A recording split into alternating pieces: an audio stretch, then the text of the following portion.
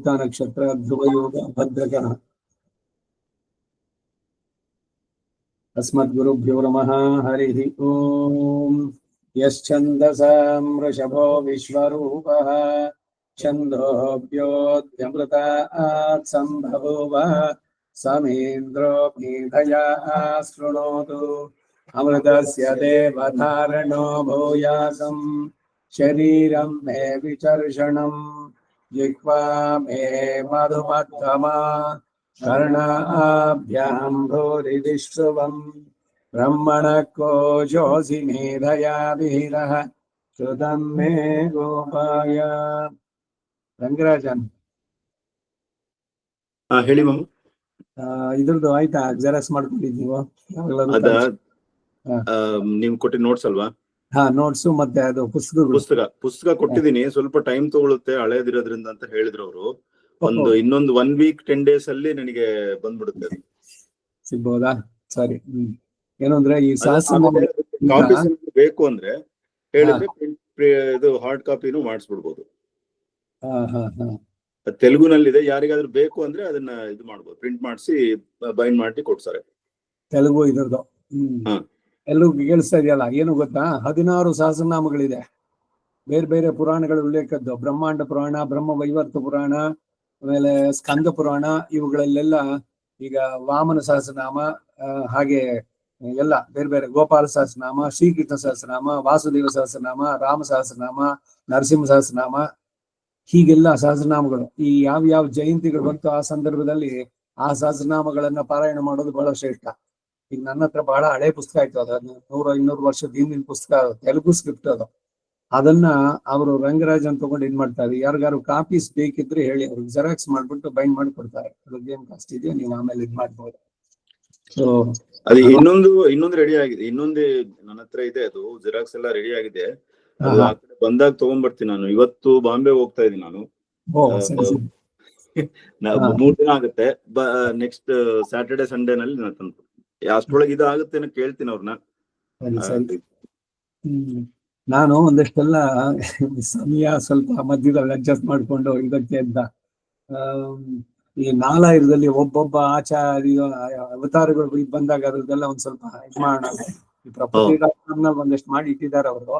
ಈಗ ವೆಂಕಟ ನಾಯಕನು, ಆಳ್ವಾರ್ಗಳ ವರಾಹ ಅನುಭವ, ಈ ತರದ್ದೆಲ್ಲ ಒಂದೆಲ್ಲ ಮಾಡ್ತಾ ಇದ್ದೆ.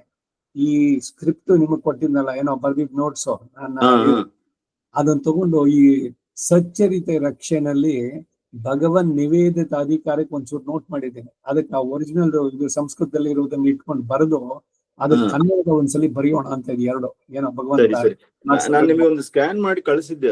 ಅದು ಅದೇ ನೀವು ಕಳಿಸಿದ್ ನೋಡಿದೆ ನಾನು. ಇದು ಏನಾಗುತ್ತೆ ಅಂದ್ರೆ ಗೊತ್ತಾಯ್ತು. ನಾನು ಇದೊಂದು ಲೇಟ್ ಆಯ್ತು, ಇದು ನನಗೆ ಇರ್ಲಿಲ್ಲ, ತೊಂದ್ರೆ ಇಲ್ಲ. ಈ 2 ಒಂದ್ ಸ್ವಲ್ಪ ಕನ್ನಡಕ್ಕೆ ಬರೆಯೋಣ ಅಂತ ಅನ್ಕೊಂಡಿದೀನಿ. ನೋಡೋಣ ಭಗವಂತನ ಸಂಕಲ್ಪ. ಒಂದು ಭಗವನ್ ನಿವೇದಿತಾಧಿಕಾರ, ಪ್ರಸಾದದ ಬಗ್ಗೆ, ಭಗವತ್ ಪ್ರಸಾದವನ್ನ ಸ್ವೀಕಾರ ಮಾಡೋದು. ಈಗ ಏಕಾದಶಿ ಅನ್ನ ಭಗವಂತನ ಸಮರ್ಪಣೆ ಮಾಡಬಹುದಾ ಅನ್ನೋದಕ್ಕೆ ಚರ್ಚೆನಲ್ಲಿ ಅಲ್ಲಿ ಬಂದಿದ್ದು ಅವೆಲ್ಲ. ಅದನ್ನ ಹಾಗೇನೆ ಈ ಊರ್ಧ್ವಪುಂಡ್ರಾಧಿಕಾರ, 2 ಅಧಿಕಾರಿಗಳು ನಮ್ಗೆ ಅಲ್ಲಿ ಕಾಲಕ್ಷೇಪ ಆಗಿದ್ದು. ಅದು 2ರಲ್ಲೂ ಸಚ್ಚರಿತ ರಕ್ಷಣೆ ಸಿಗತ್ತದ. ನಿಕ್ಷೇಪ ರಕ್ಷೆ, ಸಚ್ಚರಿತ ರಕ್ಷೆ, ಇದರಲ್ಲಿ ವೇದಾಂತ ದೇಶಿಕರು ಇದ್ ಮಾಡಿ ತುಂಬಾ ಕೋಟ್ ಮಾಡ್ತಾರೆ. ಬೇರೆ ಸಾತ್ವತ ಸಂಹಿತೆ, ಪಾಂಚರಾತ್ರ ಆಗಮಗಳು, ಬೇರೆ ಬೇರೆ ಗ್ರಹ್ಯ ಸೂತ್ರಗಳು, ಇವುಗಳಿಂದ ಕೋಟ್ ಮಾಡಿ ಹೇಳ್ತಾರೆ. ಈ 12 ಊರ್ಧ್ವಪುಂಡ್ರ ಅದು ಹೇಗಿರ್ಬೇಕು, ಎಷ್ಟು ಲೆಂತ್ ಇರ್ಬೇಕು, ಮಧ್ಯದಲ್ಲಿ ಅಂತರಾಳ ಅಂತ ಇದ್ರಿರ್ಬೇಕು, ಗ್ಯಾಪ್ ಇರ್ಬೇಕು ಇನ್ ಬಿಟ್ವೀನು. ವಿಮಲಾನಿ ಊರ್ಧ್ವಪುಂಡ್ರಾನಿ ಸಾಂತರಾಲಾನಿ ಯೋ ನರಹ ಕರೋತಿ ನಿರ್ಮಲ ಮಂದಿರಮ್ಮೆ ಕರೋತಿ ಸಹ ಊರ್ಧ್ವಪುಂಡ್ರ ಮಧ್ಯೇಸು ವಿಶಾಲೆ ಮನೋಹರೇ ಲಕ್ಷ್ಮ ಸಾರ್ಧ್ಯಂ ರಮೇನ್ ನಿತ್ಯಂ. ನಾನು ಸಂತೋಷದಿಂದ ಅಲ್ಲಿ ವಾಸ ಮಾಡ್ತೀನಿ ಅಂತ ಭಗವಂತ ಹೇಳಿದ ಮಾತೊಂದು ಪುರಾಣದ ಉಲ್ಲೇಖ. ಅದು ಊರ್ಧ್ವಪುಂಡ್ರದ ಮಧ್ಯದಲ್ಲಿ ಅವನೊಂದು ಮಂದಿರ ಕೊಟ್ಟಂತಂದ ಅವರಿಗೆ. ಅವನು ಮಹಾಲಕ್ಷ್ಮಿಯ ಜೊತೆ ನಾನು ಅಲ್ಲಿ ಸಾನ್ನಿಧ್ಯ ಉಂಟು ಮಾಡ್ತೀನಿ ಅಂತ ಹೇಳಿದ್ದಾನೆ. ಅದಕ್ಕಾಗಿ 12 ಊರ್ಧ್ವಪುಂಡ್ರಗಳನ್ನ ಪ್ರತಿಯೊಬ್ರು ಅವಶ್ಯವಾಗಿ ಧರಿಸ್ಬೇಕಾದದ್ದು ಅಂತ. ಏನಾಗಿದೆ ಅಂದ್ರೆ ಪೂರ ಹಸಡ್ಡೆ, ಇಲ್ಲ ಒಂಚೂರು ಶ್ರೀಚೋಣ, ಇಲ್ಲ ಒಂಚೂರು ಕುಂಕುಮ ಇಟ್ಕೊಂಡ್ಬರೋದು.